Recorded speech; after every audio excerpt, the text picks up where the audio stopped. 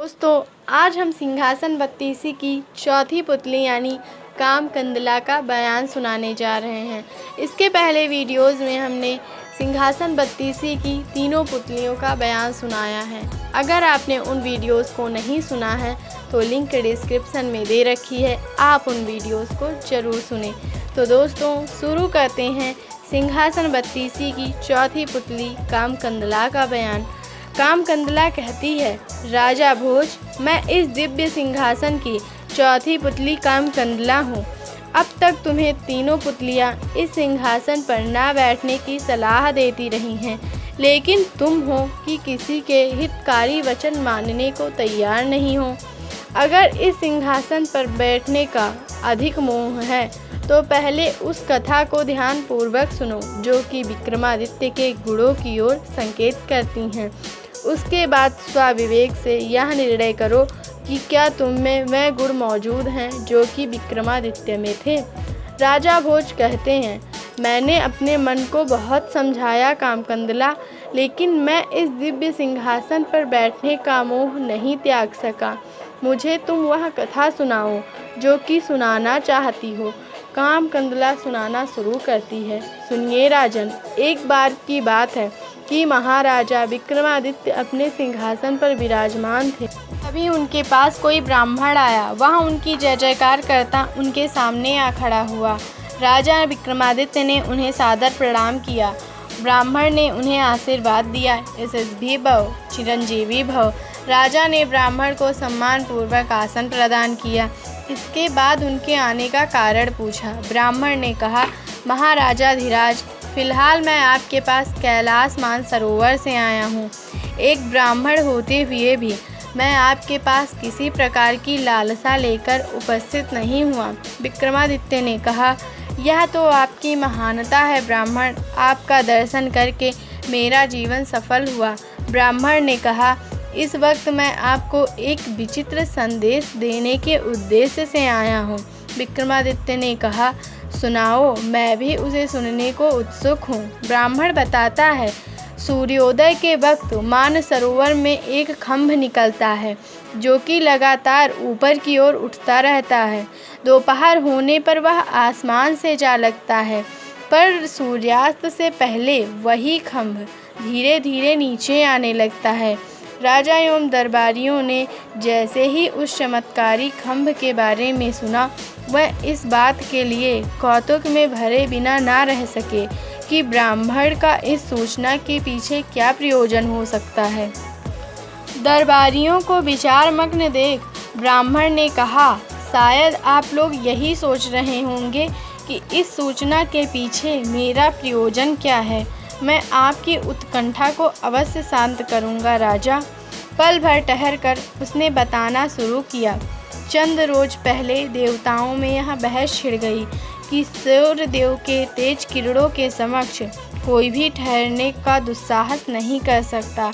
जो भी वस्तु उनके संपर्क में आती है, भीषण तपिश के कारण तत्काल जलकर भस्म हो जाती है।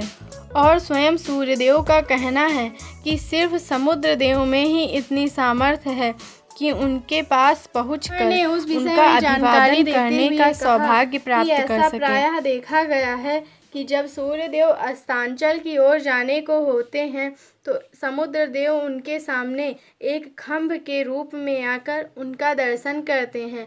इसी प्रकार थोड़े समय के लिए सूर्यदेव एवं समुद्र देव का मिलन होता है। ब्राह्मण कहता है, राजन, तीनों लोकों के मध्य कोई भी व्यक्ति ऐसा नहीं है जो कि समुद्र एवं सूर्य के इस अलौकिक मिलन को देख सके। देखना तो दूर, शायद कोई उनके करीब पहुंचने का साहस ना कर सके। और ब्राह्मण ने बताया कि बहस के दौरान देवताओं को शांत देखकर देवराज इंद्र मुस्कुराए व कहने लगे, सूर्यदेव, देवताओं की बात तो दूर, पृथ्वी लोक पर ही एक ऐसा मनुष्य है जो कि आपके तेज को सहन करने का साहस रखता है। सूर्यदेव इंद्र की बात का उपहास करते हुए बोले, असंभव, सरासर असंभव। भला मानव शरीर में इतनी सहनशीलता कहाँ, वह तो मामूली सी तपिश से ही बौखला उठता है। फिर भी यदि आपको उस मनुष्य पर भरोसा है तो मैं उसकी परीक्षा लेना चाहूँगा। मुझे नहीं लगता कि कोई भी मनुष्य मेरे संपर्क में आने का दुस्साहस कर पाएगा। वैसे कौन है वह? उसका नाम तो बताइए। बताया, उनका नाम विक्रमादित्य है। वह उज्जैन नरेश हैं। मेरी उन पर विशेष कृपा दृष्टि है। इस वक्त वह मेरे सिंहासन पर आरूढ़ हैं सूर्यदेव। वह मेरा संदेश पाते ही आपसे साक्षात्कार हेतु फौरन सहमत हो जाएंगे। सूर्यदेव एवं इंद्र के विवाद की जानकारी देते हुए ब्राह्मण ने कहा, राजन, इस वक्त मैं आपके समक्ष देवराज इंद्र के विशेष दूत की हैसियत से उपस्थित हुआ हूँ। उनका संदेश है। क्या आप सूर्यदेव से साक्षात्कार करने का साहस रख सकते हैं? यह सुनते ही दरबार में कुछ पलों के लिए सन्नाटा सा छा गया। गंभीरता पूर्वक विचार करके राजा विक्रमादित्य ने कहा, निश्चय ही ब्राह्मण देवता, जिस अटूट आस्था के साथ देवराज इंद्र ने देवताओं एवं सूर्यदेव के समक्ष मेरा नाम पुकारा है, मैं उनकी आस्था को ठेस नहीं पहुँचने दूंगा। मैं जल्द ही सूर्यदेव के दर्शनों का सौभाग्य प्राप्त करने जाऊंगा। ब्राह्मण को यथोचित सम्मान के साथ दक्षिणा दी गई तथा विदा कर दिया गया। अगले रोज एक शुभ मुहूर्त में मैं मानसरोवर जाने का निश्चय करके निकले। राज्य की सीमा के बाहर आते ही उन्होंने अपने राजसी वस्त्र अपने साथ आए नौकर को दे दिया। साधारण वस्त्रों को धारण करके मैं आगे बढ़ चले। कुछ दूर जाने पर उन्होंने माँ काली से मिले दोनों बेतालों का आह्वान किया। अगले ही पल दोनों बेताल उनकी सेवा में हाजिर हो गए। दोनों बेतालों के मिले जुले स्वर सुनाई पड़े। हमारे लिए क्या हुक्म है उज्जैन नरेश? विक्रमादित्य ने कहा, क्या आप लोग मानसरोवर के करीब किसी एक ऐसे स्थान से परिचित हैं जहां सूर्योदय के वक्त एक चमत्कारी खंभ जल से बाहर आता है तथा सूर्य की किरणें तेज होने के साथ साथ ऊपर की ओर उठता है तथा दोपहर के वक्त आसमान से जा लगता है? बेतालों ने कहा, हमसे इस ब्रह्मांड का कोई भी रहस्य छिपा नहीं है राजन, तो अति शीघ्र मुझे वहां पहुंचा दो। राजा विक्रमादित्य ने बेतालों को आदेश दिया। जो आज्ञा राजन। अगले ही पल दोनों बेतालों ने राजा विक्रमादित्य की बाहें थामी व अपनी मंजिल की ओर उड़ चले।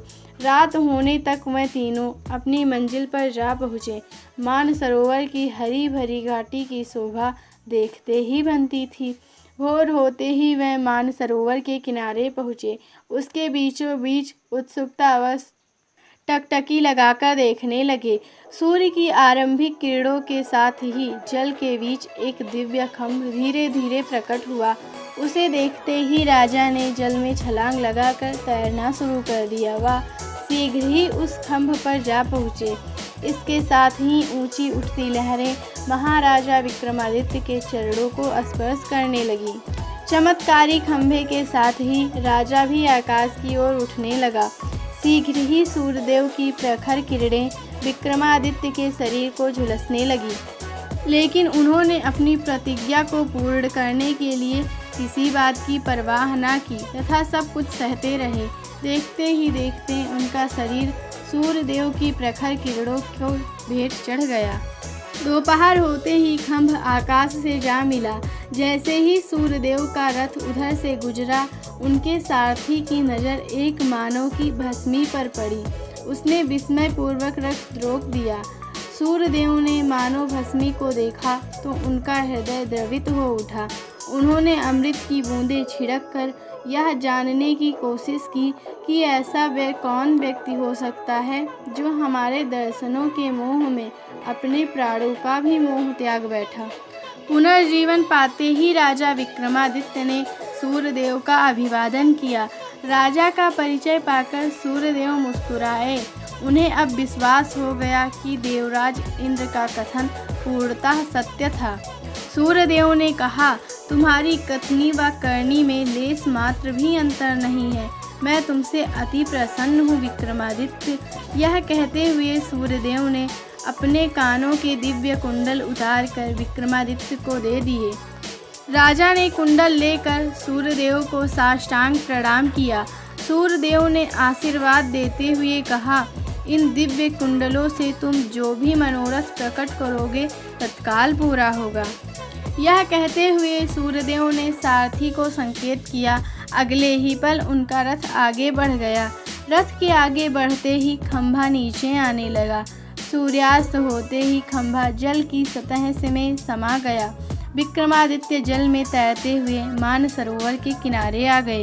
वापसी का निश्चय करके राजा ने दोनों वेतालों का आवाहन किया। प्रकट होते ही उन्होंने राजा विक्रमादित्य के हाथ थामे व आकाश मार्ग से उड़ते हुए अपनी मंजिल की ओर बढ़ चले। राजा विक्रमादित्य को उनकी मंजिल पर पहुंचाकर दोनों वेताल अंतर्ध्यान हो गए। वेतालों के अंतर्ध्यान होने के बाद में पैदल ही अपने राजभवन की ओर चल दिए। राजा अभी थोड़ी ही दूर चल पाए होंगे कि उन्हें मार्ग में एक ब्राह्मण सन्यासी मिला। ब्राह्मण ने राजा को प्रणाम किया व कुछ पाने की इच्छा से उनके पास खड़ा हो गया। ब्राह्मण ने जैसे ही राजा को सूर्यदेव से मिले कुंडलों को मांगा, राजा ने एक पल भी गंवाए बिना कुंडल कानों से उतारकर ब्राह्मण को दे दिया। महादानी एवं यशस्वी राजा विक्रमादित्य निर्विकार भाव से अपनी राजधानी की ओर बढ़ गए। उन दिव्य कुंडलों को दान में देने के बाद भी मैं काफ़ी संतुष्ट नजर आ रहे थे। कथा संपूर्ण होते ही कामकंदला ने पल भर के लिए मौन साध लिया। कुछ पलों के बाद वह बोली, राजा भोज, अब अपने विवेक से स्वयं ही निर्णय करो कि क्या तुमने कभी देवताओं की आज्ञा का पालन करने हेतु अपने प्राणों की आहुति दी है? क्या आपने ऐसा कोई दान किया है जैसा कि विक्रमादित्य ने ब्राह्मण सन्यासी को किया था? यदि मेरे प्रश्नों का उत्तर हाँ में हो तो इस दिव्य सिंहासन पर बैठ सकते हो, वरना ख्वाब में भी इसे मूढ़ ना करना। कामकंदला की बात का राजा भोज के पास कोई उत्तर न था। किसी अपराधी की तरह मौन खड़े राजा को देख चौथी पुतली यानी कामकंदला सिंहासन के उसी भाग में समा गई जहां से वह निकली थी। राजा को मजबूर होकर शयन कक्ष में लौट जाना पड़ा। अगले दिन शुभ मुहूर्त में राजा भोज ने जैसे ही दिव्य सिंहासन की ओर पग बढ़ाया कि पांचवी पुतली ने आकर उनका मार्ग रोक दिया और बोली, thank you for watching this video. अगर आपको यह वीडियो पसंद आई हो तो लाइक, शेयर और सब्सक्राइब जरूर करें और हमारी अगली वीडियो सिंहासन बत्तीसी पार्ट 5 लीलावती का बयान जरूर सुनें।